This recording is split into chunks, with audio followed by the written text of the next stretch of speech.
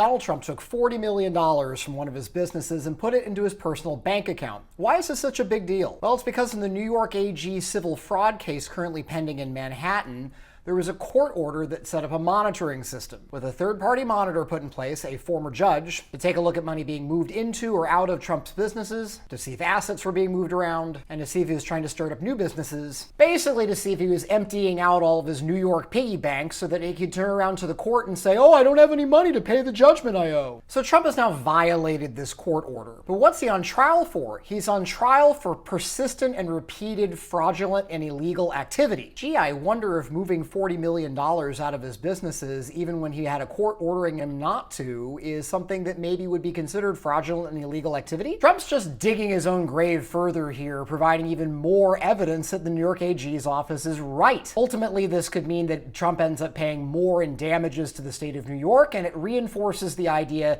that Trump has committed so much fraud and so much illegality that his corporate charters in New York should be canceled, all of his properties placed into receivership, and they will ultimately be liquidated. And one more thing, exactly how desperate do you have to be, and also how broke do you have to be, that even when you're supposedly a billionaire, when you have to come up with $29 million for a tax bill and $5.5 million to pay damages to a woman you raped and then defamed, the place you go looking for that cash is the business that is being watched over by a court-ordered monitor. What this means is that no bank was willing to give Trump a loan and that he doesn't have the cash on hand. I think we can say it's official, folks. I think Trump is in the end game now.